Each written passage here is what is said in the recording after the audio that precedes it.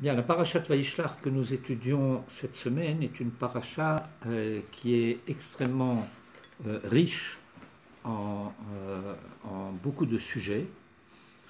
C'est d'ailleurs la paracha la plus longue de la Torah. J'en sais quelque chose, c'est ma paracha de Bar Mitzvah. Ouais. Eh bien, disons que si on veut essayer d'énumérer rapidement les sujets essentiels de la paracha, il y a le thème du retour de Jacob, sa rencontre avec Ésaü, qui est une rencontre en deux temps. Il y a les préambules, les prémices de cette rencontre, qui sont racontées dans la Torah, la délégation que Jacob envoie auprès d'Ésaü, les préparatifs qu'il fait en vue de cette rencontre. Ensuite, il y a un épisode mystérieux qu'on a l'habitude d'appeler la lutte avec l'ange. Au terme de cette lutte avec l'ange,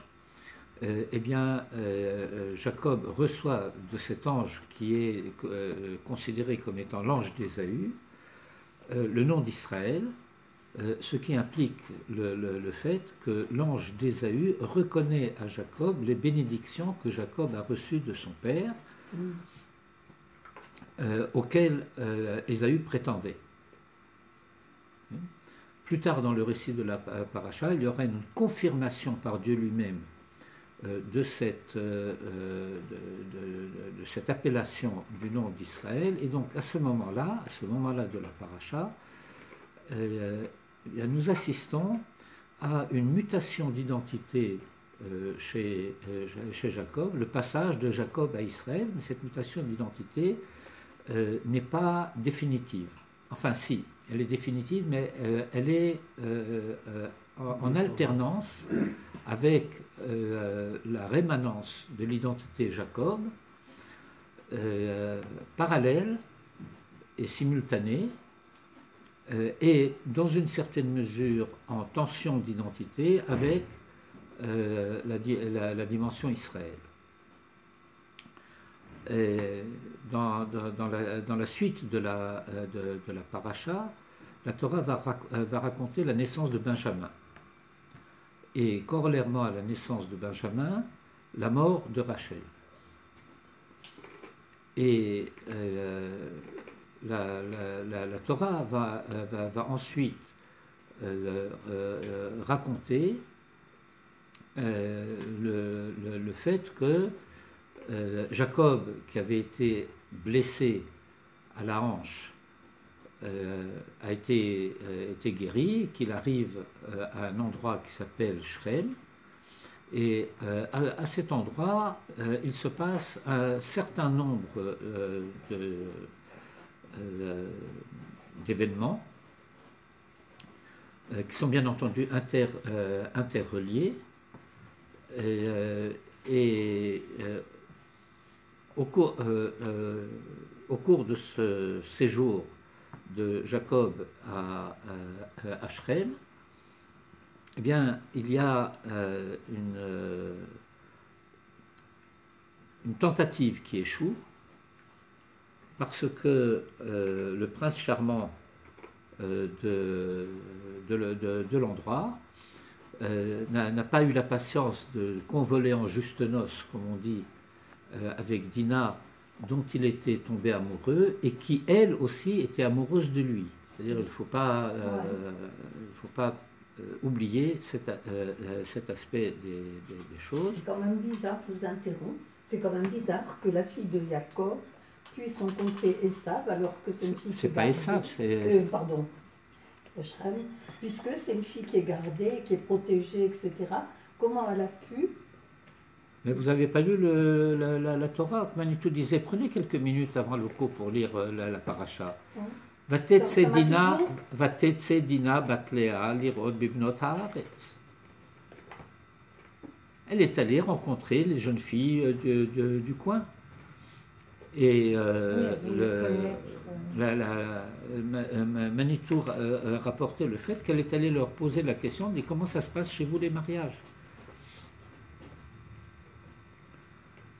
Et, puisque vous avez posé la question, je dirais 3 mots à ce sujet, mais je ne vais pas. Non, bien sûr, c'est important. Non, mais je ne vais pas développer pour l'instant. Okay. Le texte de la Torah dit va tetse dina batlea. Okay. Le texte aurait pu dire va teler. Mais elle a dit va tetse. Elle est sortie. Et alors le Midrash dit, eh ben, elle est appelée Batlea et on sait qu'elle est la fille de Léa. Et pourquoi elle est appelée Batlea? Ben parce qu'elle a elle a le tempérament féministe, si je puis dire, de Léa. Léa aussi est venue à la rencontre de Jacob qui devait aller passer la nuit avec Rachel et qui lui dit non, non, tu viens chez moi.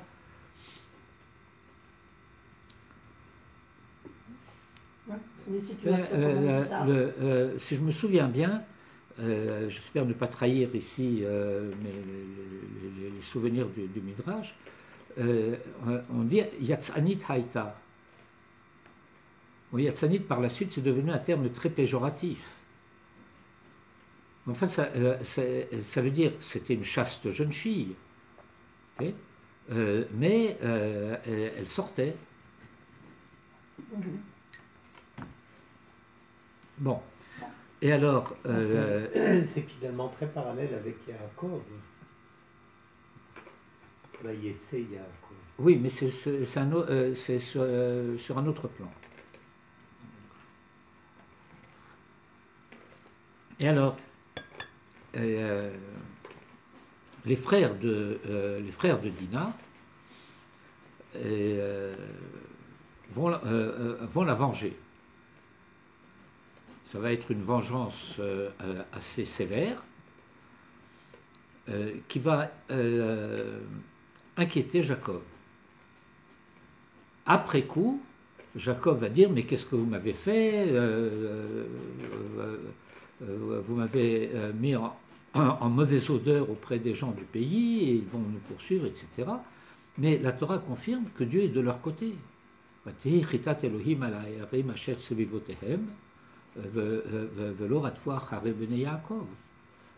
que Jacob, lui, est inquiet, mais Dieu confirme. Bon, ça c'est un sujet qu'on peut étudier plus en détail ce soir, et ça demande précisément d'avoir une vue d'ensemble de quelles étaient les intentions de Jacob, pourquoi là-bas, qu'est-ce qui se passe à ce moment-là, à cet endroit. Et puis, ensuite, la Torah va raconter un autre épisode qui est celui de Réhouven.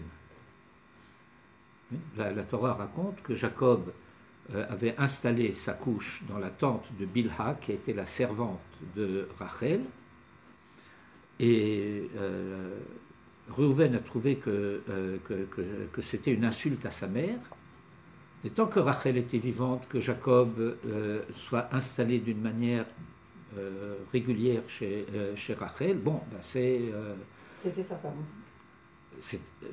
C'était sa femme. Léa aussi était sa femme. Ouais. Mais on sait depuis les origines que c'était Rachel la préférée.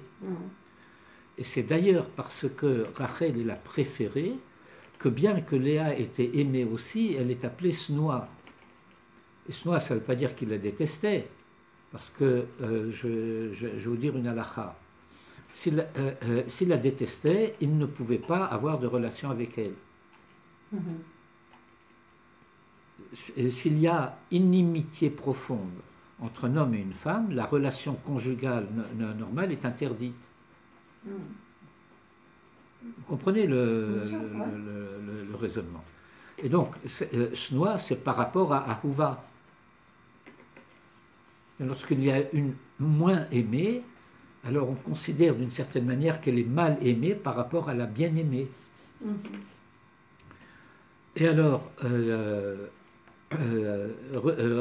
Réhouven va bouleverser la couche de Jacob. C'est un épisode problématique. Et il y a plusieurs particularités à ce passage dans la Torah. D'une part, il y a ce qui est rarissime, un verset qui a 2 jeux de ta'amim. Vous comprenez ce que ça veut dire? Il y a les ta'amé à mikra, et les ta'amé à mikra nous donnent en quelque sorte non seulement la cantillation, mais également le rythme de lecture, la ponctuation, là où il y a des virgules, des arrêts, etc. Et là, il y a simultanément 2 jeux, c'est-à-dire qu'on peut lire ça de 2 manières différentes. Ça, c'est une première particularité. La deuxième particularité, c'est qu'il y a à la ligne paragraphe au milieu d'un verset. Donc ça, c'est aussi un sujet possible à étudier. J'ai zappé tout à l'heure dans la liste des choses qu'après la lutte avec l'ange, il y a la rencontre effective avec Ésaü, et donc il y a ce premier sujet assez long de la rencontre avec Ésaü, le sujet de Shrem et le sujet de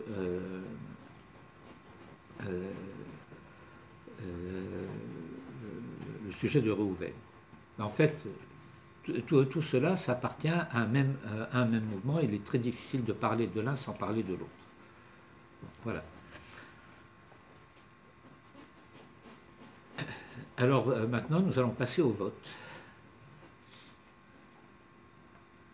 Vous choisissez quoi? Comme sujet, on a choisi Rava. Moi, je me plie. Top. Dédé. Bien, Dédé, tu es le balabait, donc tu vas voir au chapitre. Ouais. Je me soumets à la majorité.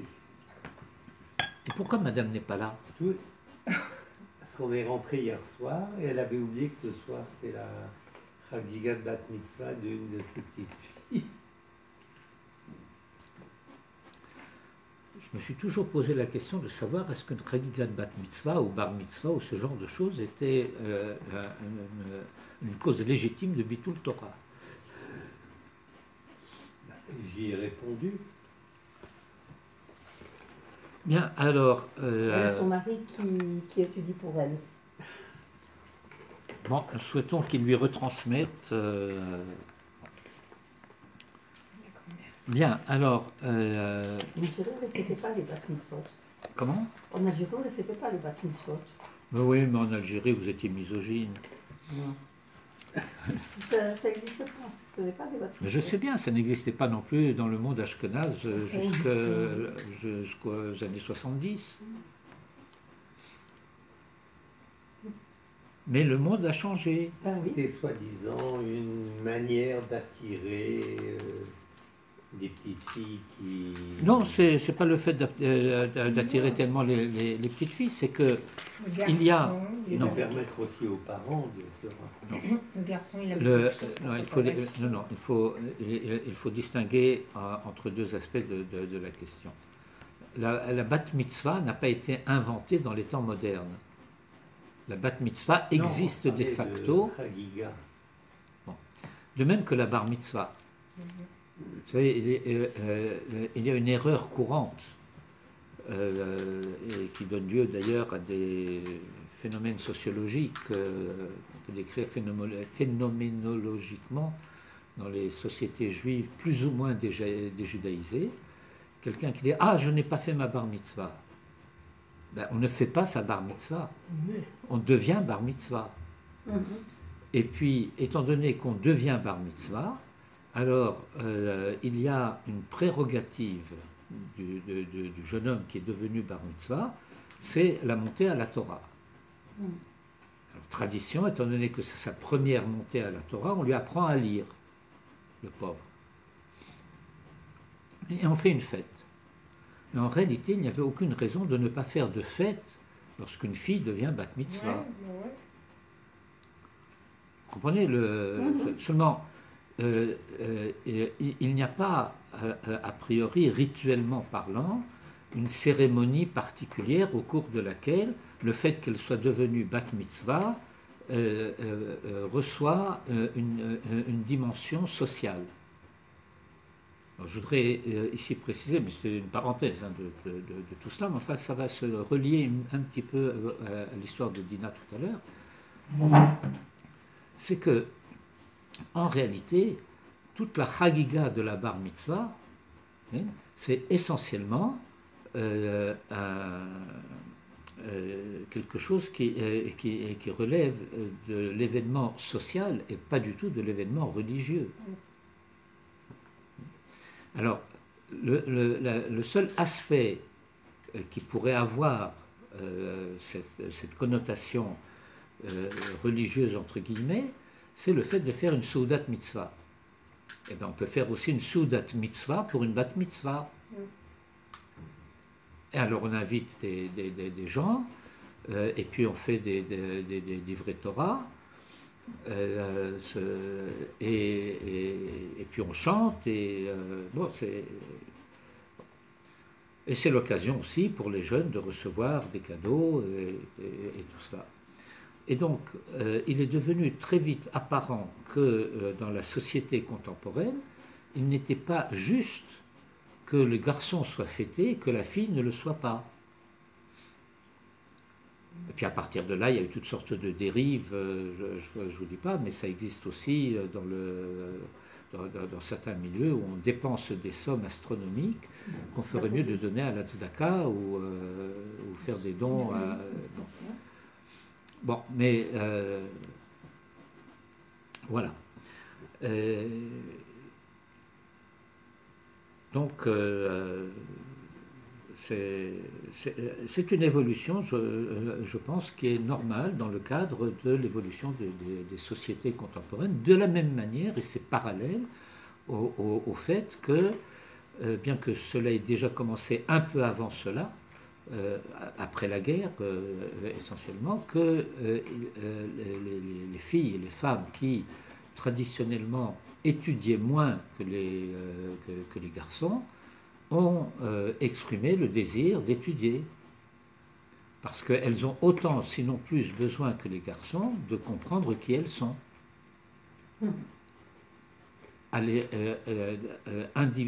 Personnellement, individuellement, dans la vie privée et dans la vie collective. Bon, nous pourrons parler de ça, par exemple, à propos de Hanouka, puisque, comme vous le savez, un des thèmes récurrents à propos de Hanouka, c'est le rôle des femmes à chaque moment déterminant de l'histoire pour ouvrir les comment dire, en hébreu ça s'appelle mavoy satum, enfin les impasses, et que les hommes sont incapables parce qu'ils sont trop pieux. Une piété timorée, un peu héritée du tempérament Yaakov chez les hommes, alors qu'il y a plus le tempérament lorsqu'il faut de capacité de révolte chez les femmes. C'est d'ailleurs une donnée que l'on pourrait analyser aussi à l'échelle des cultures en dehors du judaïsme. C'est le fait que d'une manière classique, dans le vocabulaire des langues européennes, comme le français en particulier, les valeurs sont féminines. La vérité, la liberté, etc.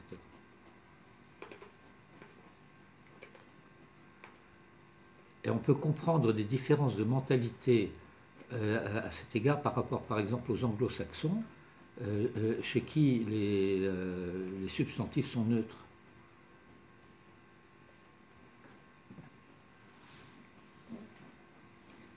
Bon, je referme cette parenthèse, mais enfin, vous voyez des perspectives de réflexion à ce sujet. Eh bien, nous allons devoir explorer un certain nombre de thèmes préalables à l'étude de ce passage. Mais nous allons donc procéder régressivement, si je puis dire. Nous allons partir d'une première lecture partielle, en tout cas, du passage dans la paracha de la semaine, en parachat Vayishlach, et puis cela nous ramènera à la paracha de Lech Lecha, et cela nous ramènera ensuite à la paracha de Bereshit. On va faire ça par étapes, mais vous allez vous armer à la fois de patience et d'impatience. Et il faut une patience impatiente.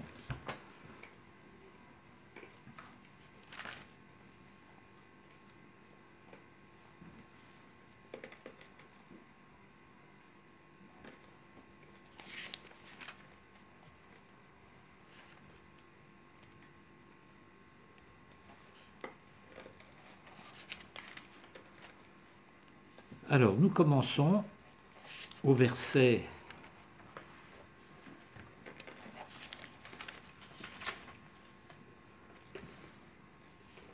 Nous commençons au verset 18 du chapitre 33.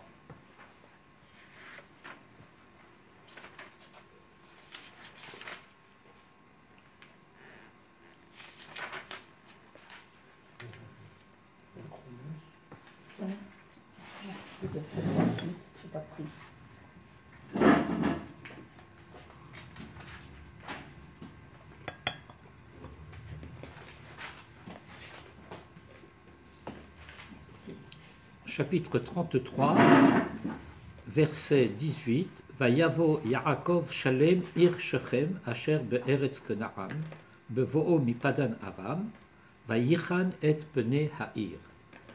C'est le verset que nous allons commencer à étudier.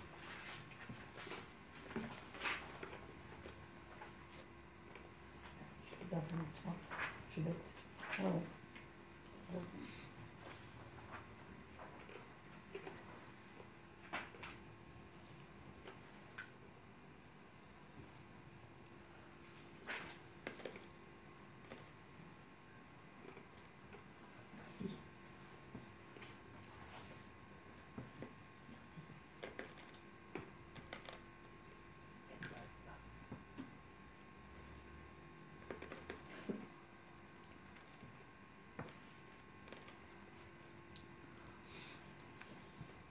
Bien, vous êtes tous? Oui. Alors je relis le verset. Vayavo Yaakov Shalem, et Jacob est arrivé entier, Ir Shechem, à la ville de Shechem, Asher be'eretz Kenaan, qui est dans le pays de Canaan, Bevo'o mipadan Aram, lors de son retour de Padan Aram, Vayichan et pene ha'ir, et il campa face à la ville. Nous verrons tout à l'heure que cette première lecture demande en parallèle une deuxième, c'est que le mot, le verbe Vayichan est dans cette lecture rattaché au terme que vous connaissez, Hanaya, lorsque vous voulez garer votre voiture, ou Machane, lorsque on va faire un camp du Bnei Akiva ou des EI, ou que Jacob rencontre un camp d'anges au début de la paracha. C'est une notion qui est classique, mais le verbe Vayichan peut être aussi rapporté à un verbe qui est le chanen, et une racine que vous connaissez également, qui est chen, la grâce, qui comme par exemple, Noach matza chen be'enei Hashem, et Noé a trouvé grâce aux yeux de Dieu. Et donc, Vayichan et pene ha'ir signifie simultanément, il campa face à la ville, et aussi, et il mit la grâce, il rendit gracieux le visage de la ville.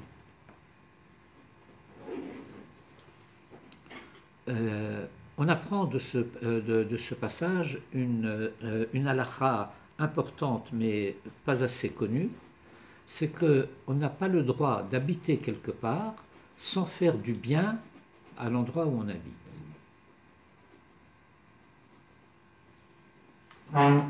Faire du bien à l'endroit où on habite, ça veut dire éventuellement planter des arbres, des fleurs, des choses, repeindre un bâtiment, enfin, faire en sorte que le lieu où on est soit enrichi de notre présence. Et la Torah continue en nous disant que Jacob ne s'est pas contenté de s'installer là-bas en nomade, okay, mais que Vayiken et Trelkat Hasadeh, Asher Natasham Aholo, qu'il a acquis la parcelle du champ où il avait planté sa tente, Miyad Bene Hamor Avi Shechem, et il a acheté ce terrain du roi de l'endroit, qui est désigné ici d'emblée comme les fils de Hamor, okay, Avi Shechem, père de Shechem. Shechem jusqu'à présent c'était la ville. Ouais. Mais voilà que le fait de dire le père de Shechem, bien sûr ça peut être une formule imagée pour dire celui qui est le roi, le chef, le père la victoire, comme vous vous rappelez, de la manière dont on appelait le chef de l'État français au moment de la Première Guerre mondiale, et le père de la patrie, enfin des choses comme ça, mais au niveau du Pshat, okay, c'est le père de quelqu'un qui s'appelle Shechem, qui est donc, puisqu'il est le fils du roi, le prince. Pourquoi la Torah estime-t-elle important de nous donner ce détail? Il arrive à une ville qui s'appelle Shechem, et puis il achète le terrain, donc ça veut dire qu'il y a une intention d'installation, ce n'est pas simplement une étape de passage, on va camper ici pour la nuit, ou se reposer quelque temps des émotions précédentes, et puis ensuite on va aller plus loin, parce qu'il faut bien qu'on rentre chez papa et maman à Beersheba, n'est-ce pas? Mais il a acheté ce terrain. Et donc cela veut dire qu'il y a, de la part de Jacob, après avoir rendu gracieux le visage de la ville, une intention d'installation en ce lieu. On nous donne la somme qu'il a payée pour cela, on n'a pas de table de correspondance, on ne sait pas exactement qu'est-ce que c'est Me'ak Sita, mais c'est une somme d'argent importante.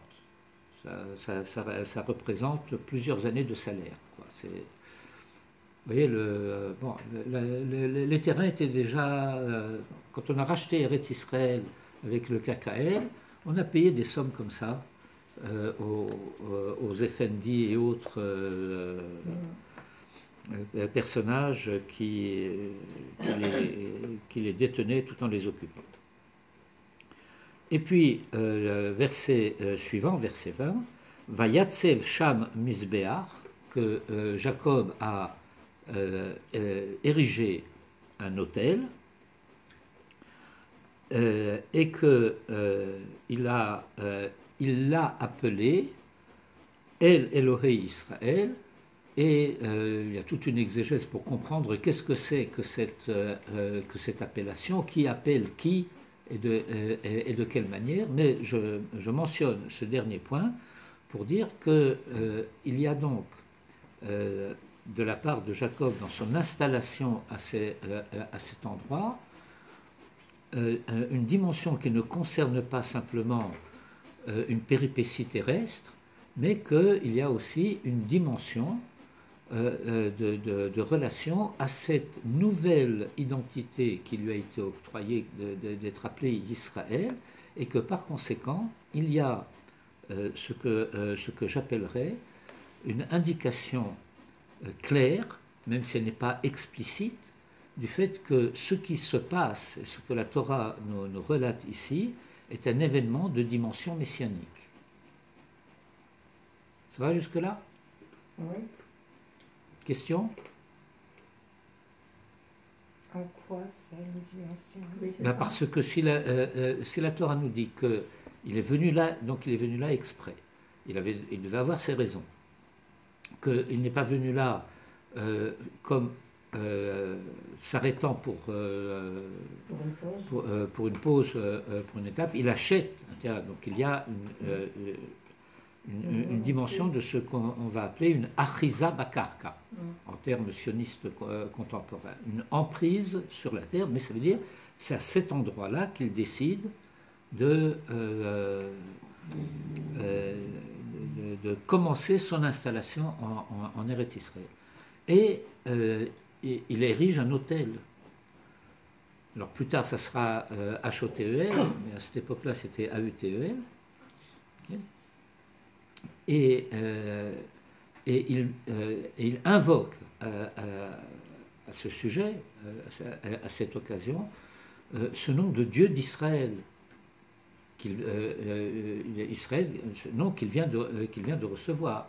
Donc ça veut dire que tout cela se joue, se passe dans une certaine perspective qui est un certain sens de l'histoire, tel que Jacob le perçoit à ce moment-là, et l'étude de ce passage est importante pour que nous comprenions quel est l'enjeu.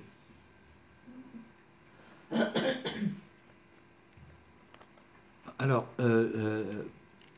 petit retour en arrière. Nous venons à la paracha de Lech Lecha. Au tout début de la paracha de Lech Lecha,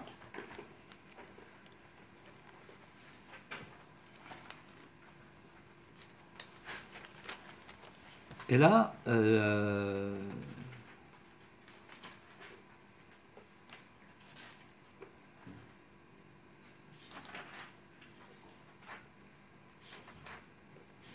alors nous allons commencer ici, pour ne pas passer trop de temps, au verset 6 du chapitre 12.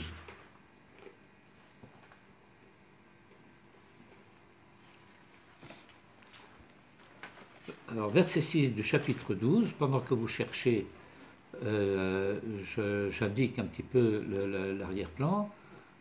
Dieu s'est adressé à Abraham et il lui a dit Lech lecha me'artzecha me'molatecha u'mebet avicha, et Abraham prend sa famille, les siens, ses proches, etc., et ils se mettent en route pour aller au pays de Canaan, et ils arrivent au pays de Canaan.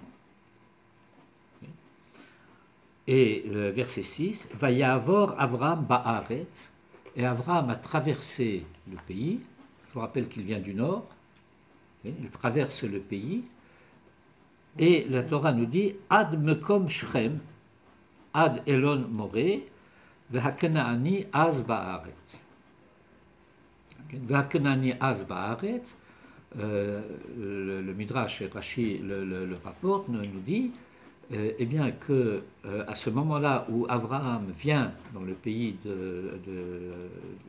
en Eretz Israël, ce qui va être appelé Eretz Israël par la suite, est en train d'être conquis par les Cananéens qui occupent le pays, Kenani Az Ba'aretz. Mais la question est la suivante. La Torah nous précise qu'il vient à un endroit qui est déjà connu à ce moment-là comme étant Elon Moreh. Et par ailleurs, elle nous identifie ce fait que ce lieu s'appellera à l'avenir Shrem, mais que pour l'instant, c'est le lieu, c'est l'endroit où va se trouver Shrem, qui n'existe pas encore. Ad mekom Shrem, jusqu'à l'emplacement de Shrem. C'est clair? C'est pas clair du tout. Qu'est-ce qu'il vient faire là? Et pourquoi la Torah tient-elle à nous dire ici que Abraham vient à cet endroit? Alors, le Midrash que Rashi va rapporter va nous dire Abraham est prophète. Et par conséquent, il a une prescience du fait qu'il va y avoir une crise qui va se nouer et se dénouer à cet endroit. Et donc, il va vouloir prier pour ses descendants à ce sujet.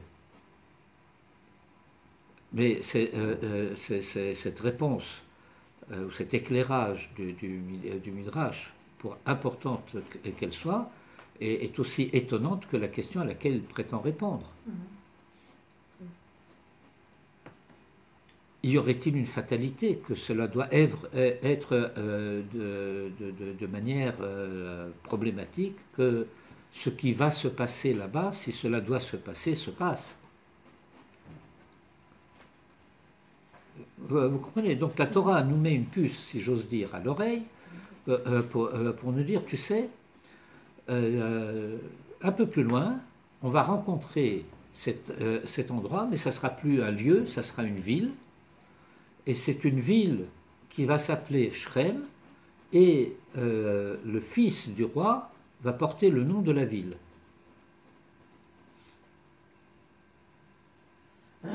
Vous comprenez le chose. Bon.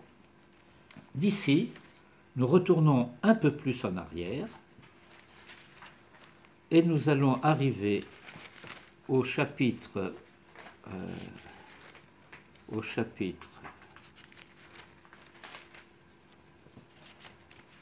ça devrait être le chapitre 6.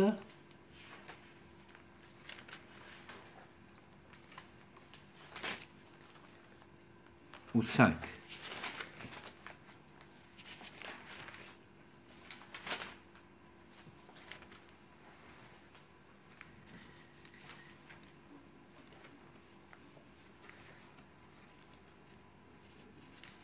Eh bien non, vous voyez, ça va être le chapitre 4.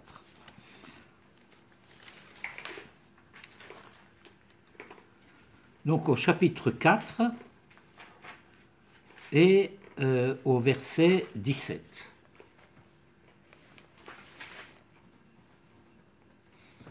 Le chapitre 4, verset 17 et alentour, raconte un épisode important de la Torah, qui est l'inimitié suivie d'un meurtre entre Caïn et Hevel, frères ennemis, on pourrait dire d'une certaine manière.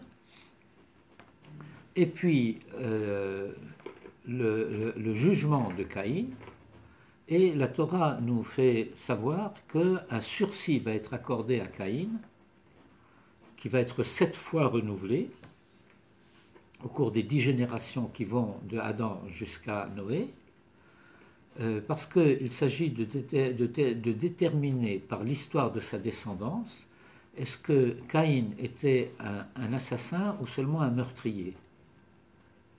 Est-ce que c'est un accident ou est-ce que c'est plus grave que simplement un accident? Bon, il va s'avérer que c'est plus grave que simplement un accident, mais entre-temps, la Torah tient à nous raconter un certain nombre de choses concernant ce Caïn. Et donc, après le récit du meurtre et du jugement, la Torah commence au chapitre 17 en nous disant « Vayeda Caïn et Ishto » que Caïn a connu sa femme, c'est la manière dont la Torah s'exprime pour désigner les relations conjugales, Darat. Et donc il y a une dimension du mot Darat qui signifie connaître, qui est une dimension d'amour. C'est-à-dire qu'il y a une implication de la part de la Torah que l'acquisition d'une connaissance fait qu'il y a entre moi qui reçois cette connaissance, qui acquiert cette connaissance, qui me vient du monde extérieur, et ce monde extérieur à partir duquel j'apprends ce que j'apprends, et il doit y avoir une certaine intimité, il doit y avoir une certaine comment dire, complicité.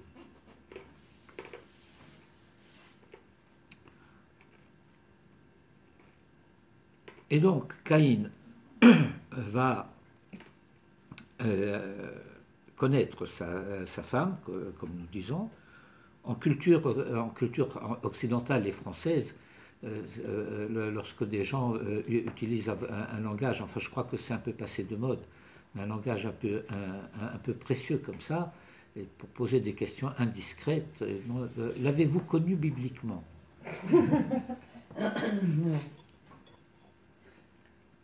Elle n'a pas de nom, cette femme.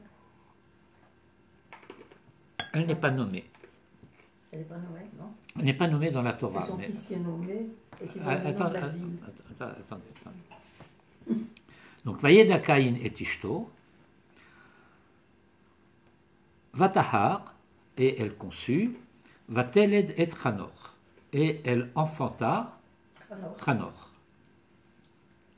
Chanor, si on voulait traduire un sens général de ce nom, serait l'éducateur. La racine de Chinour. La racine aussi de Hanouka, puisque vous voulez qu'on parle de Hanouka. Chinour, c'est la manière dont s'inaugure l'entrée d'un enfant, d'un adolescent, dans le monde des responsabilités d'adulte. C'est ce qui pourrait s'appeler aussi, en même temps que éducation, une certaine dimension d'initiation. Et donc tout se passe comme si le récit de la Torah venait nous dire qu'après l'échec de la relation fraternelle précédente, il y a une société caïnique qui va commencer à se développer, et qu'il faudra qu'à la tête de cette société caïnique se trouve quelqu'un qui se préoccupera de, je vais dire ça en termes sociologiques particuliers, de la rééducation de cette lignée caïnique. Vous suivez? Vayehi boné Aïr, et voici que ce Caïn, dont on nous dit qu'il vient d'avoir un fils qui s'appelle Chanor, construit une ville.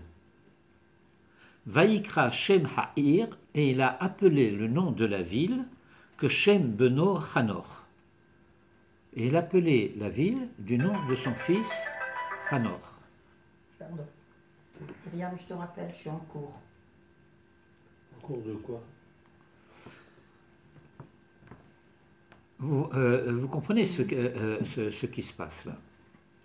Et donc, d'une manière extrêmement succincte, mais très explicite, apparaît là un certain phénomène de développement socioculturel où la responsabilité de l'éducateur va être passée de la personne aux institutions de la ville.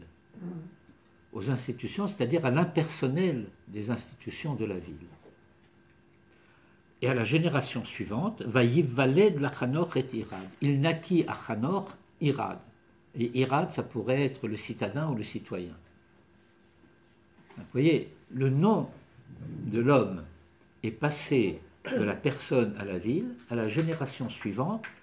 Ce n'est pas encore le matricule, mais ce n'est plus un nom propre. C'est une désignation, un statut, le citoyen ou le citadin. Oui. Et la Torah va continuer en nous disant que Irad Yalad et Mekou Yael, celui qui est rendu malade de Dieu, et Yalad et Metushael, celui qui est rendu fou par Dieu, enfin, c'est que la préoccupation du divin rend fou, celui que ça rend malade, et ainsi de suite. Il y aurait une étude très poussée, très détaillée à faire sur ces quelques versets qui nous décrivent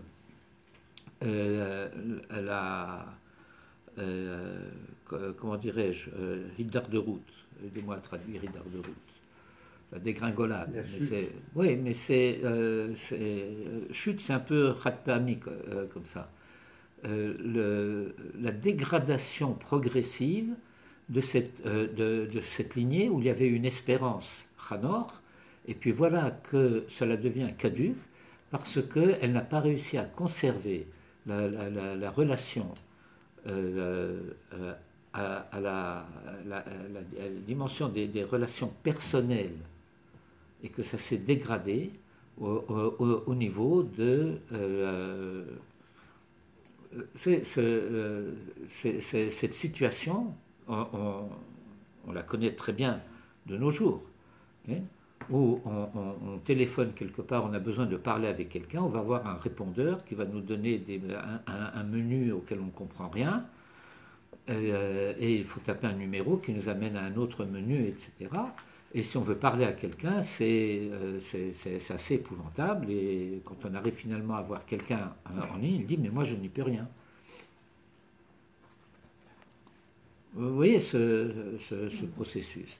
Et puis quand on veut s'identifier, c'est comment tu t'appelles, ça ne suffit pas, il faut donner un numéro. Il faut donner un numéro d'immatriculation, un numéro de dossier ou un numéro d'identité. Et donc on est d'une certaine manière des numéros. Ouais. Et parfois le numéro d'identité ou le matricule ne suffisent pas aussi, il faut les 4 derniers chiffres du Emtsai Tashlum, enfin du mode de paiement. Ouais. Comme si je devais me souvenir du mode de paiement. Bon, c'est vous qui devez savoir ça.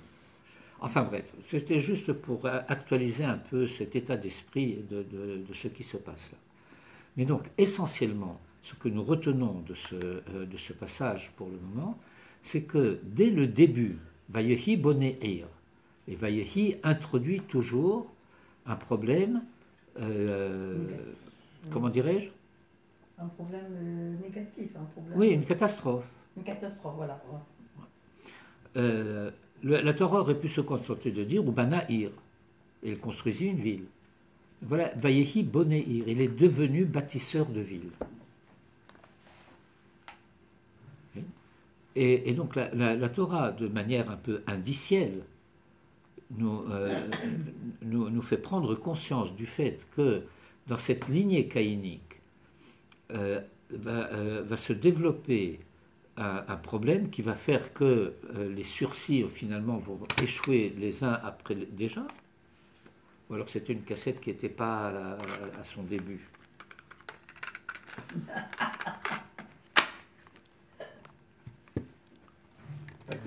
Bon. Et donc, qu'il y a un problème qui se pose dès les origines de la fondation de cette ville, c'est que le nom de l'homme va être en quelque sorte pris à l'homme avec la responsabilité correspondante pour être confié à l'impersonnel des institutions de la cité. Ça va jusque-là? Bien, maintenant, nous revenons à notre paracha de Vaïshlach.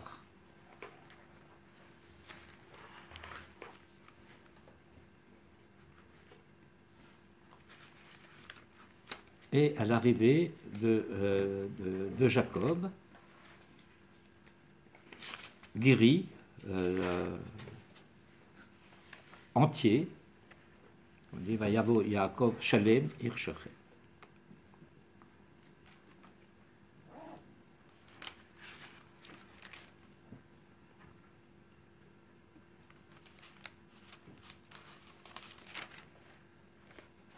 Donc au verset 18 du chapitre 33.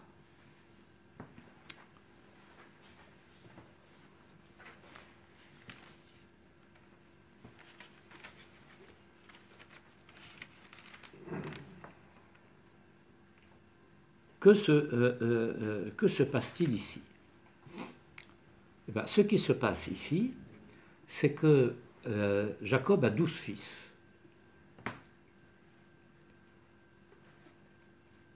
Et il va y avoir la préoccupation de Jacob de trouver un mari pour Dina.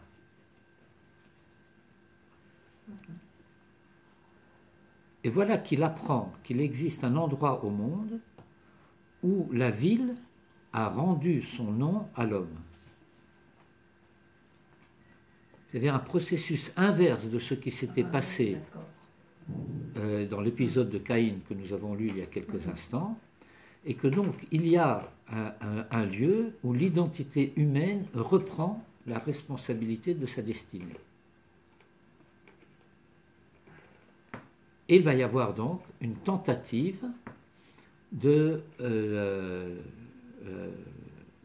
nouer des relations maritales avec le prince de l'endroit, avec l'espérance que ce sera le trait d'union entre Israël et les nations. Ça va jusque-là? D'où le fait que c'est d'Afka à cet endroit-là qu'il vient, parce que c'est là que ça se passe, que le fils du roi de l'endroit a reçu le nom de la ville. C'est déjà cela que fait allusion le verset qui nous dit que c'est là que se rend Abraham pour commencer à son entrée en Eretz Israël. Et que dit le Midrash à propos de Vayichan et Pene Ha'ir?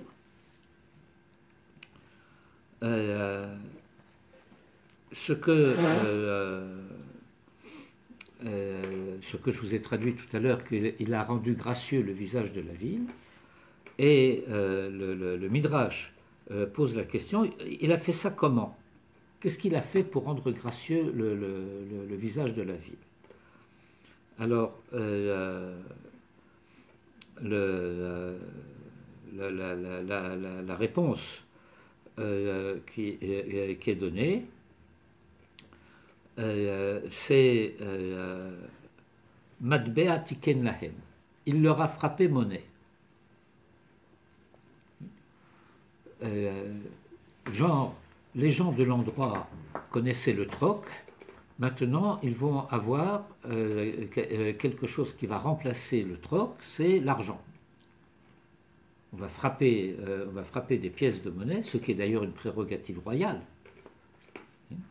Pas n'importe qui peut se permettre de faire cela, et c'est la raison pour laquelle, depuis l'Antiquité, c'était l'effigie du roi qui figurait sur les pièces de monnaie. Et donc, il leur a frappé monnaie. Et puis il y a une deuxième opinion qui va être rapportée également, qui ne contredit pas la première mais la complète, et qui dit Shvakim Tiken Lahem. Il leur a appris les marchés. Il a établi des marchés. Oui, le marché aux puces, le marché. Des marchés. Le fait qu'il va y avoir des gens qui vendent, et puis il va y avoir des gens qui viennent acheter, et puis ça va se promener, ça va nouer des relations, etc. C'est plus. Cela va permettre le développement de la ville par le commerce. Et puis, troisième complément de ce Vayichan et Pene Ha'ir, c'est Mechatzaot Tiken Lahem. Il leur a établi des termes, THER, les bains publics.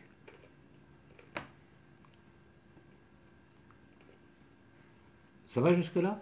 Donc le Talmud tient à nous rapporter le fait que c'est de trois manières que Jacob rend gracieux le visage de la ville: l'argent, les marchés, les termes. Qu'est-ce que ça nous raconte? Eh bien, comme je vous le disais tout à l'heure, l'intention de Jacob, c'est de nouer, de faire mariage entre la princesse Dina et le prince charmant Shrem. Et pour ce faire, eh bien, il va leur enseigner les lois du mariage à la juive. Haïcha niknet, bekesef, beshtar ou bebiya. Bekesef, la femme est acquise par l'argent. On n'est pas en train d'étudier la Gemara, donc je laisse en suspens les significations de ces trois modes ou procédures par lesquelles on établit qu'il y aura mariage. Kesef, matbea tiken lahem, il leur a frappé monnaie. Beshtar, par le contrat, Shvakim Tiken Lahem, ou Bebia, le mikvé. Alors voyez ce qui se passe là dans le récit de la Torah. Je dirais que ce qu'il faut comprendre, c'est que ce n'est pas de manière artificielle que le Midrash nous donne ces trois dimensions concernant le chen, la grâce, ce qui va rendre gracieux le visage de la ville, ce qui va faire que le mariage sera vraiment un mariage. Pas seulement une comment dirais-je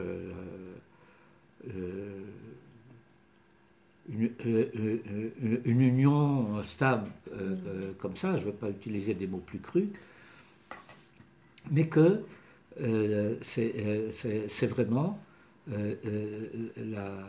les conditions qui vont rendre possible la constitution d'un couple d'hommes vraiment, un couple humain vraiment. La Torah va nous raconter que parallèlement à cela, Dina va elle aussi s'enquérir des coutumes de l'endroit. Et voilà que le prince rencontre... Dans la Gemara, la Gemara dit qu'un mariage peut se réaliser par kinyan, par shtar ou par bia, ou les trois ensemble. Alors, l'a priori, okay, c'est que nous sommes en train de parler de la procédure du mariage. Okay. Et donc, l'a priori, c'est que chacune des trois devrait suffire à elle seule. Mais par la suite, la halakha a imposé que ce soit les trois. Kesef, c'est la bague, shtar, c'est la ktuba, et bia, c'est bia. Alors, pour les Sfaradim, bia, c'est déjà l'entrée sous la choupa. Pour les Ashkenazim, c'est le minag du yichud après la choupa. Le fait que les mariés vont s'isoler, les témoins vont se tenir à la porte de la chambre, et puis les mariés vont rejoindre les festivités du dîner après un temps qui n'est pas réglementaire, mais qui est a priori suffisant. Bon, il me semble qu'il y a quelques années, on avait étudié cette Gemara au centre Yair. C'était de notre Bethléem au centre Emouna. Oui, ce qui est un lieu approprié puisque c'était une école de filles.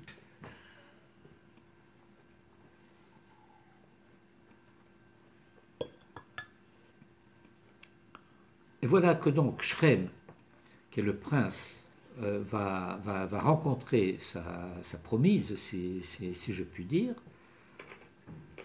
et puis il va être impatient.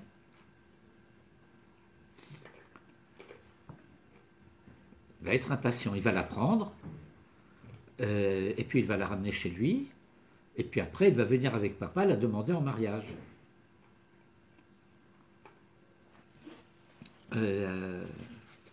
Et là, le récit de la Torah va être très clair. Je saute quelques versets.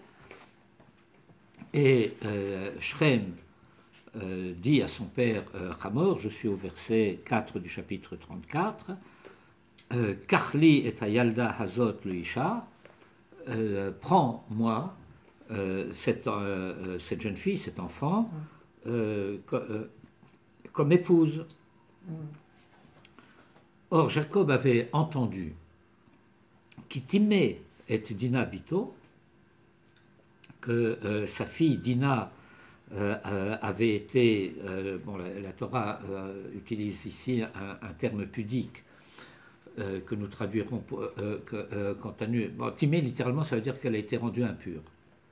Mais ça veut dire qu'elle a été violée. Le Tamé, oui, c'est le Tamé. Uvanav Hayu et Miknehu Basade. Or, pendant ce temps-là, ses fils étaient avec son bétail au champ. Ve'echerish Yaakov ad Boam. Et Jacob a attendu qu'il revienne. Littéralement, il n'a pas donné de réponse.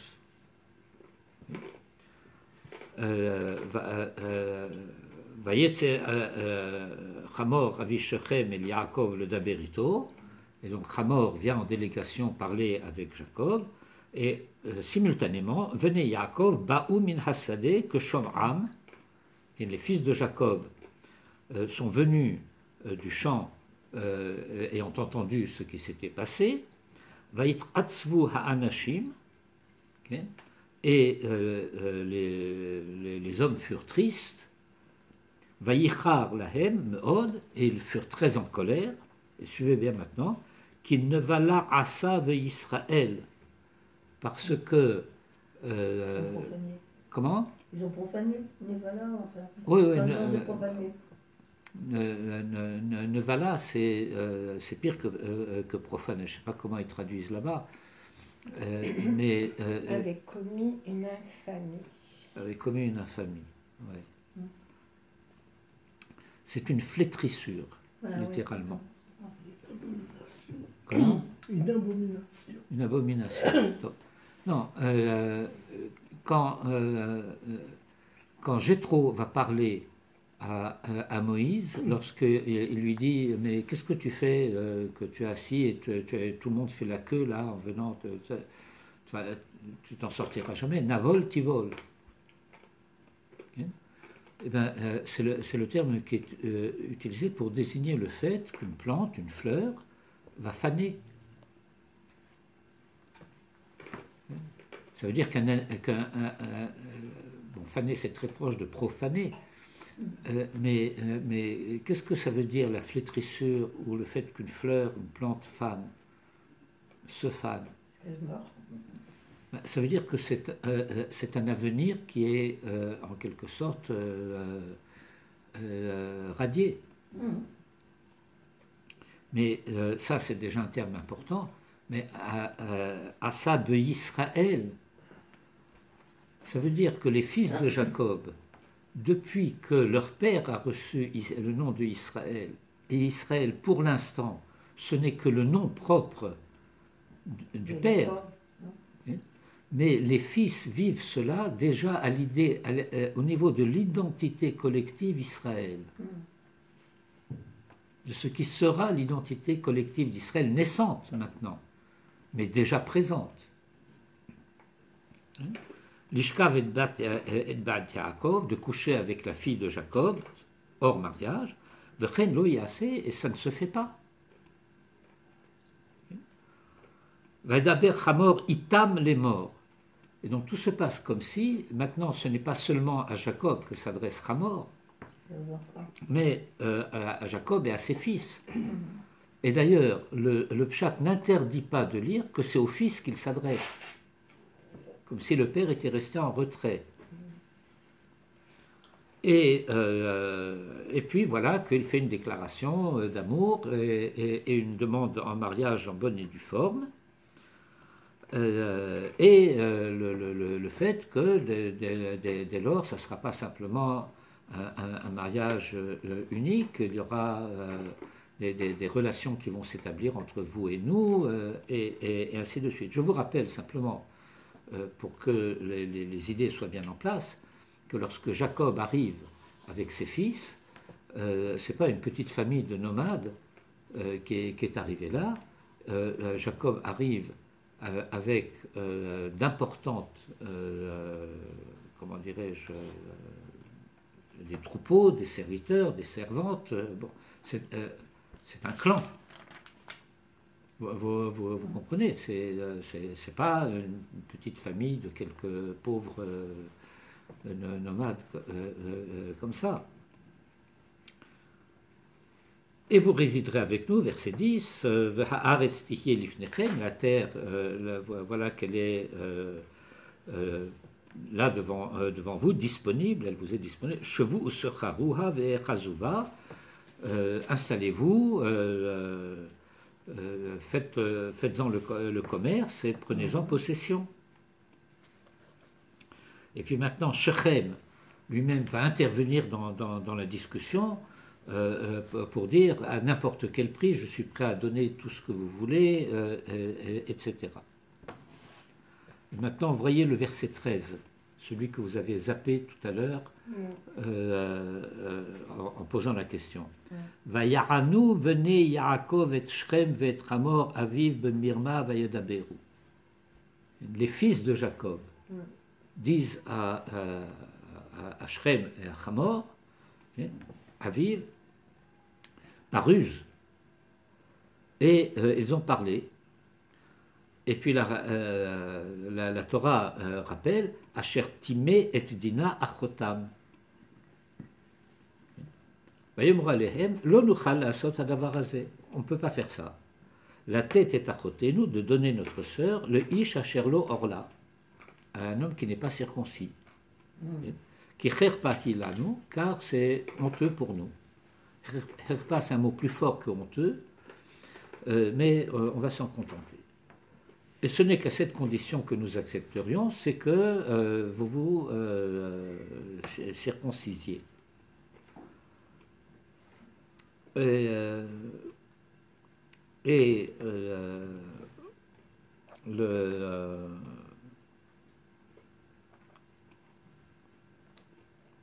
Rashi, qui est cohérent, conséquent dans son commentaire. Regardez Rashi sur le verset 13, Bemirma.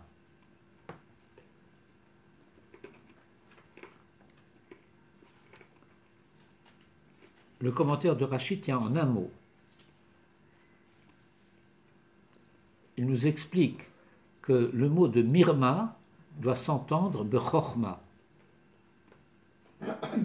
Pourquoi je dis que le commentaire de Rashi est conséquent avec lui-même?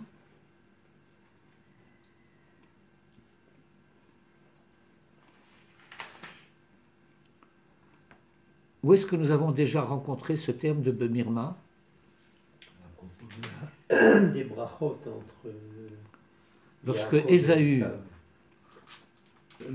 Ésaü se présente devant son père et qu'il apparaît que les bénédictions qui auraient dû lui être données théoriquement ont déjà été données à quelqu'un d'autre, Isaac dit Ba achicha bemirma. Littéralement, ton frère est venu par ruse. Mais Rashi nous dit bechorma. Déjà là-bas. Déjà là-bas. La sagesse.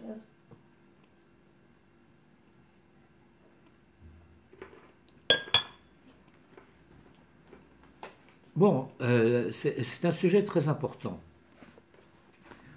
Parce que cela signifie qu'il y a des situations critiques dans lesquelles il faut savoir comment réagir. Il y a une sagesse propre à la manière dont on agit dans des situations données. Il y a différents termes en hébreu qui désignent l'intelligence, l'entendement, la sagacité, la sagesse, etc. On parle en particulier de deux expressions, chacham, le sage, et le navon. Le navon, c'est l'intelligent, en quelque sorte. Vous connaissez cette...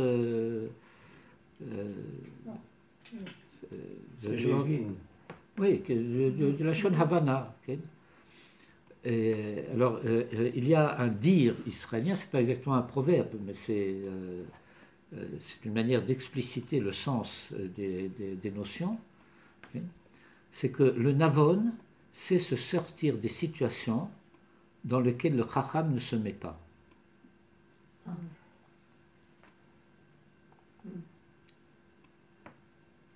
C'est clair? Ouais. Et donc, déjà là-bas,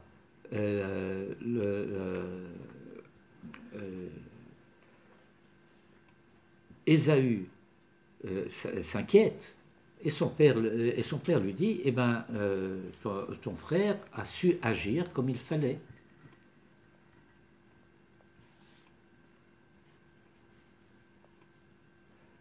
Quelle est la situation catastrophique dans laquelle il aurait pu se trouver et qu'il aurait fallu être Navon alors pour essayer de s'en sortir, et c'est pas sûr que ce soit possible, c'est que Ésaü reçoive les bénédictions. Vous comprenez ce qui se passe. Et que il y a un midrash, on a étudié tout à l'heure à propos de la lignée de Caïn. Et il y a un midrash qui nous dit que sur ce verset que Caïn travaillait la terre et que Abel était berger, okay, c'est que Abel dit à Caïn, les vêtements que tu portes m'appartiennent puisqu'ils viennent de mes troupeaux. Et Caïn dit à Abel, alors envole-toi parce que la terre est à moi. Incompatibilité, impossible de séjourner ensemble parce que exclusivisme de l'attitude de chacun. Au début de la paracha de Toladot, de Toldot Yitzhak, la Torah a dit dans un souffle, Vayehi Esav Ish Yodea Tzaïd Ve'Yaakov Ishtam Yoshev Ohalim. Ça veut dire que le Vayehi doit être mis du début du verset, qui décrit là aussi une catastrophe, doit être mis en opposition aux deux choses, au fait que Ésaü est seulement Ish Yodea Tzaïd Ish Sadeh, l'homme de terrain, alors que Yaakov, Ishtam, Yoshev, Ohalim, est que ça. L'un est dehors, l'autre est dedans, ils ne peuvent pas se rencontrer, parce que celui qui est dehors ne rentre pas dedans, et celui qui est dedans ne sort pas dehors. Il n'y a pas simplement un partage des responsabilités, il y a une incompatibilité telle qui fait qu'il ne peut pas y avoir de dialogue entre eux. Et lorsque dialogue il y aura un peu plus tard là-bas dans la paracha des Toladot, ça sera quasiment, pas tout à fait, mais quasiment un dialogue de sourds. Parce que déjà à ce moment-là, la crise sera en train de se nouer et on connaît la suite. Certaines des conséquences sont décrites dans la paracha de cette semaine, dans la relation entre Jacob et Ésaü, qui doivent se séparer pour coexister. Je ne sais pas si vous comprenez ce que je suis en train de dire. Esav va l'arc le Darko, il retourne à Seir, et Jacob va l'arc Sukkota, mais Ésaü a proposé, faisons un bout de chemin ensemble. Et Jacob dit non, ça ne marche pas parce que toi tu vas trop vite et moi je dois aller lentement. Ben, vous voyez, vous connaissez un petit peu les termes de la paracha. Et donc ici aussi, voilà que c'est ce qu'espérait Jacob, que ce mariage ait lieu.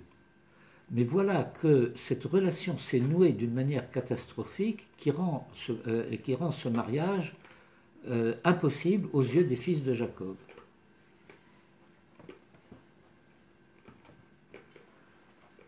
Et donc il va se passer ce qui va se passer, parce qu'entre-temps, il faut bien se rendre compte que Dina est retenue en otage au palais de Shrem et de Hamor. Ils n'ont pas laissé rentrer chez elle. Et je ne sais pas si c'était déjà le syndrome de Stockholm, mais le Midrash va nous dire que lorsque ses frères viennent la chercher, elle ne veut pas partir.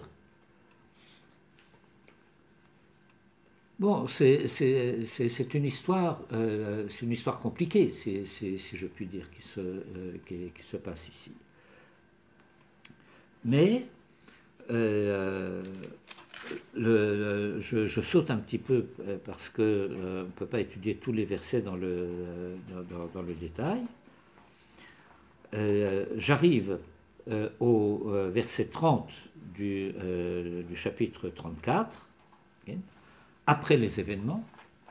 Vayomer Yaakov el Shimon ve'el Lévi, et Jacob dit à Shimon et à Lévi, Achartem oti, vous m'avez enlaidi, le Havish Eni, pour me rendre malodorant, Beyoshev Haaretz, à l'égard vis-à-vis de l'habitant du pays, Bakenani, du Cananéen. Je vous rappelle que tout à l'heure on a vu, le Cananéen occupe le pays. Uba Perizi, et puis un autre qui s'appelle le Phérézéen, peu importe. Ani mete mispar, et moi je suis peu nombreux. Venez esfu alay, et ils vont se rassembler contre moi. Vehikuni, et ils vont me battre, littéralement me battre, me détruire. Venishmadeti, et je serai anéanti. Ani uveti, moi et ma maison. Et, discours, si je puis dire, rationnel, logique, réel politique, en quelque sorte de Jacob. Voilà la situation que vous avez créée. Et les fils de Jacob lui répondent, Vayomeru, en 4 mots, Achosona Yaase Tachotenu. Moi j'ajoute un mot. Allons-nous admettre que notre sœur soit traitée comme une putain?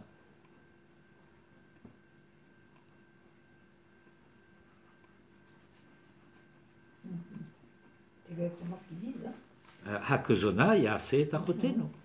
Est-ce qu'on va la transformer de cette manière, comme une fille qu'on peut prendre au vol n'importe comment? La Madelon. Ouais. Mais la Madelon, elle va servir à boire. Alors. Et puis elle a des jupons. T'as l'air de bien connaître. Je suis culturé. Or voilà que immédiatement après, la Torah nous fait part du fait que Dieu va s'adresser à Jacob. Début du chapitre 35. Vayomer Elohim el Yaakov, Dieu dit à Jacob, Koum, allez, debout, allez Bethel, va à Bethel. Où c'est Bethel? C'est là où il avait construit l'autel au moment où il est sorti de Beersheba, le lieu de la vision de l'échelle. Le chef Sham et réside là-bas, va assez Sham Misbeach, et érige là-bas un autel, la El Hanir E Elecha, au Dieu qui t'était apparu, Bevorchacha, lorsque tu t'étais enfui, Mepener Esav Achicha, de devant Ésaü ton frère. Vayomer Yaakov el Beto, Jacob dit à sa maisonnée, Vel Kol Asherimo, et à tous ceux qui étaient avec lui, c'est-à-dire sa famille et ceux qui l'accompagnent, Hasiru et Elohe hanechar asher betochechem. Verset curieux. Apparemment, ces gens-là avaient des fétiches, des amulettes, toutes sortes de choses dont il faut se débarrasser. Vehittaharu, et purifiez-vous. Ve'achalifu simlotechem, et changez de vêtements. Venakuma venam le Bethel, et nous allons nous lever et nous allons monter à Bethel. Vaesesham misbeach, et je construirai là-bas, j'érigerai là-bas un autel. La El, au Dieu Haone Oti Beyom Tsarati, qui m'a répondu au jour de mon angoisse. Vayehi Imadi Baderer, et qui a été avec moi en chemin, Asher al-Arti, que j'ai traversé, sur le chemin que j'ai traversé. Ça fait 20 ans et quelques qu'il m'accompagne de ce plan. Et donc, Vayitnu el Yaakov et kol Elohei anechar asher beyadam, ils remirent à Jacob toutes les divinités étrangères qu'il possédait, Veit hanezamim asher beoznehem, et les boucles qu'ils avaient dans les oreilles, Vayitman otam Yaakov, et Jacob les a enterrés, Tachat ha'ela asher im shechem, sous le tel, T-E-2-L, de Shechem. Vaïsaou, et ils se mirent en route. Vaïhi chitat, c'est là que je voulais arriver. Vaïhi chitat Elohim al he'arim asher sevivotehem, et chitat Elohim, c'est pas simplement la crainte, c'est une peur panique. Mais je vais traduire la peur de Dieu, la crainte de Dieu, fut sur les villes alentours, velo radefou, et ils ne poursuivirent pas, Acharé Bene Yaakov, les fils de Jacob. Et donc, vous voyez que immédiatement après l'événement de Shrem, il y a deux confirmations de la part de Dieu. La première qui lui dit, bon maintenant, ici ça a échoué, ce que tu voulais faire ici. Mais donc, tu vas aller à Bethel, on va fermer le cycle de la sortie avec le retour à cet endroit et le fait que c'est là-bas, en quelque sorte, que le retour ou les péripéties du retour vont être appelées à s'achever. Et puis, la Torah nous fait savoir par ailleurs que Dieu protège le voyage de Jacob. Ces villes d'alentour qui auraient pu se coaliser pour venger Shrem, pour venger ce qui a été fait à Shrem, eh bien, c'était l'hypothèse de Yaakov. Qui était ce dont Jacob avait peur. Bon. Mais voilà que la réaction, nous permettrons-nous de dire violente, de Shimon et de Lévi, est justifiée en quelque sorte par la protection divine qui vient après. Alors, nous n'en sommes pas encore là. Il faudra arriver jusqu'à la paracha de Vayechi pour pouvoir achever en quelque sorte cette lecture de ce qui s'est passé précisément avec Shimon et Lévi. Mais il faut bien comprendre que finalement, dans l'histoire ultérieure d'Israël, ils auront une histoire et un rôle assez particulier. Parce qu'en fin de compte, c'est Lévi qui est le fils de quelle sera issue la prêtrise d'Israël, la Kehuna et la Levia. Okay. Et le territoire de Shimon en Eretz Israël sera enclavé dans le territoire de Yehuda.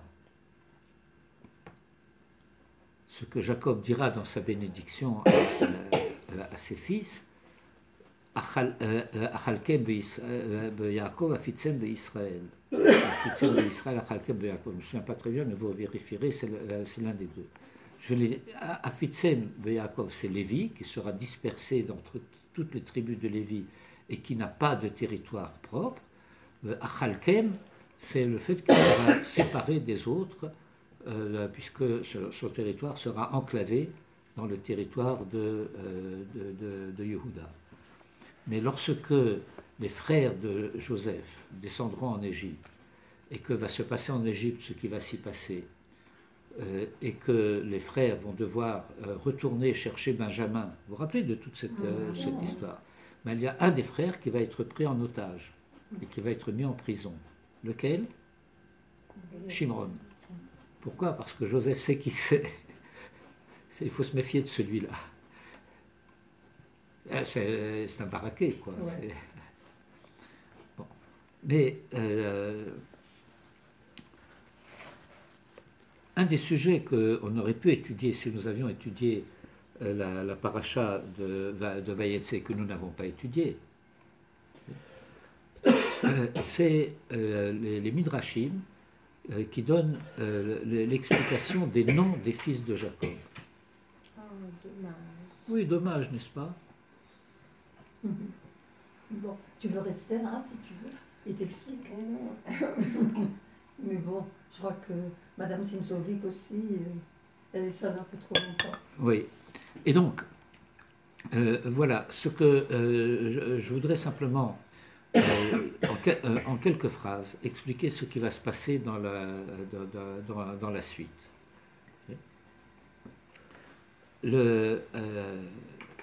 Et donc le mariage de Dina a échoué. Il n'y a pas de 13e tribu. Et puis, sur ces entrefaites, un peu plus tard, dans le récit de la Torah, Rachel va mourir en mettant au monde Benjamin. Et étant donné que l'épisode Shrem a échoué, Jacob va installer sa couche dans la tente de Bilha, qui était la servante de Rachel, et qui est donc d'une certaine manière un substitut de l'identité Rachel. Or, l'identité Léa, si je puis dire, c'est l'identité Israël tournée vers l'intérieur, alors que l'identité Rachel, c'est l'identité d'Israël en relation avec l'extérieur. Ouais. C'est la raison pour laquelle c'est Yehuda, la royauté d'Israël, la royauté messianique d'Israël, Mashiach ben David, qui vient de Léa, alors que c'est Yosef, Mashiach ben Yosef, dont il est dit par la suite, Aholo Shiken Ba'adam, que Joseph a planté sa tente dans l'humain. La relation à l'universel.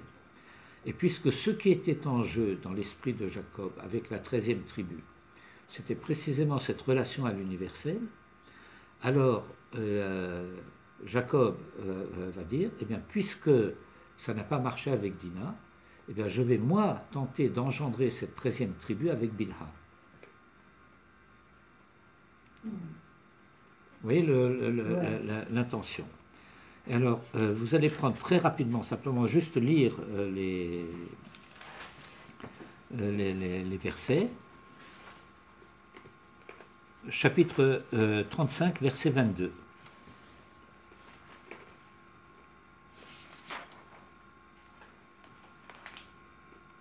Vous y êtes? Vayehi bishkon Israël.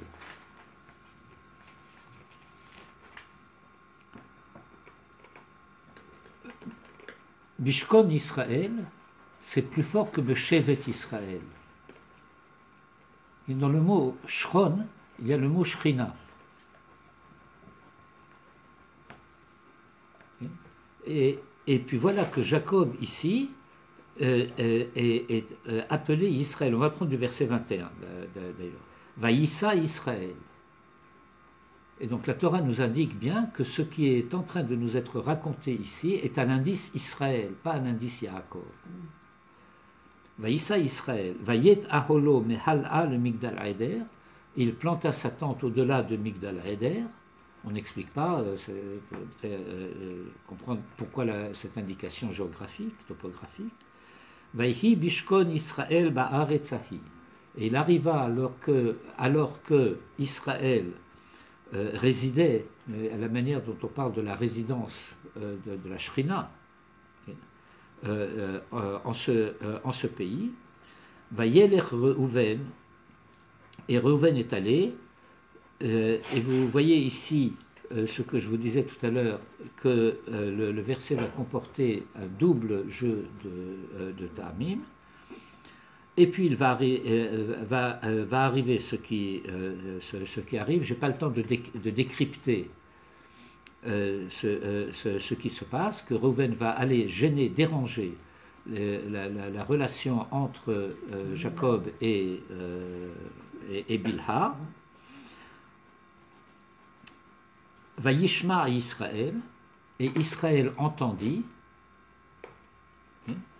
voyez, et puis vous avez un P. Oui. Et le Pascha be'emtsa pasuk. On est au milieu d'un verset, et puis là on va paragraphe à la ligne. Mm. Et que dit le verset? Vayichu venez Yaakov shene Massar. Alors je traduis. Et les fils de Jacob ne furent que 12. Oui. Le projet d'Israël d'engendrer le 13e fils a échoué. Gêné, dérangé par Reuven qui prend fait et cause pour l'honneur de sa mère. Et donc on retombe de Israël à Yaakov, et de l'espérance de la 13e tribu, on retombe à 12. Vous voyez comment ça se relie? Et puis finalement, nous apprendrons par la suite que de cette union de Dina avec Shrem va naître une fille qui deviendra l'épouse de Yosef. Ouais.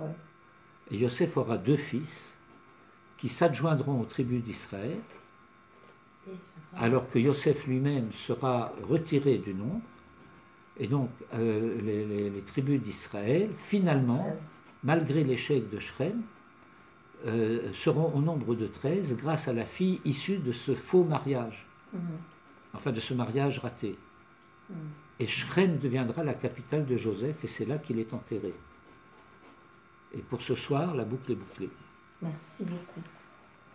Merci beaucoup et bon courage pour retourner. Mais s'il y avait eu demain. une conception à la suite de la relation entre Reuven et Bilha, Il n'y a pas eu de relation Non. entre Reuven et Bilha. Vayishkav et Qui est le sujet? Merci. Il a dérangé. Et la Torah Sheba'al Peh va expliquer que c'est Jacob qui est le sujet. Il a empêché. Oui, ça laisse supposer, comme tu dis, ça laissait supposer ce que disait Didier. Non, non, mais c'est pour cela. Bon, je sais, Jacob dira par la suite Bilbalta Yetsue Avicha. Tu as renversé la couche de ton père. Il ne l'accuse pas d'avoir. Mais t'as pas réussi. Quoi? Mais t'as pas réussi. Non, non, tu as tout à fait réussi. Si tu veux de plus amples détails, regarde le commentaire en particulier du Mar Vachemesh sur ce passage.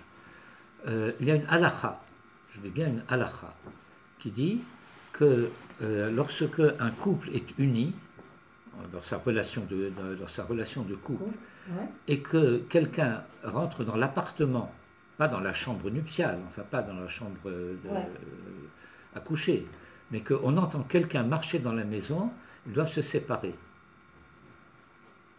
C'est une halakha. Et c'est pourquoi la Torah dit Vaishma Israël. Il a entendu. Il a entendu Reuven qui faisait du bruit dans la tente, et en conséquence de cela, les fils de Jacob ne furent que 12. Donc c'est tout à fait inverse de ce que l'on comprend habituellement. C'est que Reuven, il n'a pas eu de relation sexuelle avec Bilha. Non. Yaakov était en train d'avoir des relations avec Bilha. Reuven est rentré. Et les relations se sont Il a interrompues. interrompu. Voilà. Bon, mais C'est tout à fait l'inverse de ce que j'avais compris jusqu'à présent. Là, c'est de l'inverse de ce que tout le monde comprend jusqu'à ouais, présent, c'est parce que c'est mal traduit. parce que les gens ne prêtent pas attention à ces différentes particularités du verset, qu'au milieu du verset Vaishma Israël, interruption, Ah, interruption. et on passe à la ligne, Ah, on passe à autre chose. Et la conséquence, les fils de Jacob furent 12. Mhm. Alors, les Pashtanim disent la chose suivante, le verset vient nous rassurer. Malgré ce que Reuven est censé avoir fait, les fils de Jacob restent 12. Il n'est pas disqualifié de la descendance Donc il est dans des tribus. Dans Mais les s'il a fait tribus. ce qu'il a fait, il devrait l'être. Que ça veut dire il n'est pas disqualifié. Mais c'est la raison pour laquelle il faut bien comprendre. Vaishma Israël, Vaishu Bnei Yaakov Shene Massar. Parce que c'est à l'échelle Israël qu'il y a 13. Et à l'échelle de Jacob, ils ne sont que 12. Ouais. Ok, merci beaucoup. Et réfléchissez Quand Marie vous bien. dites que le couple doit se séparer, c'est pour juste au moment. Là, il ne doit pas divorcer, mais sur le, Oui, alors, non, sur le, Merci pour sur le, je comprends. Mais alors, je prendrai quand même le mien. ça peut se reproduire. oui, mais, C'est ça que ça peut mais, pas. mais disons que il s'avère que ça ne peut pas. Ça peut pas se reproduire. Ça marche pas. C'est-à-dire qu'ils peuvent continuer à avoir des relations, mais comment dire, l'éventualité d'une naissance issue de cette union ne se réalise pas. Mais il n'a pas fait plus que ça, Reuven. Il n'a pas voulu justement blesser son père pour pas qu'il y ait une possibilité. Non. Ça c'est Ham qui a fait à Noach, c'est autre chose.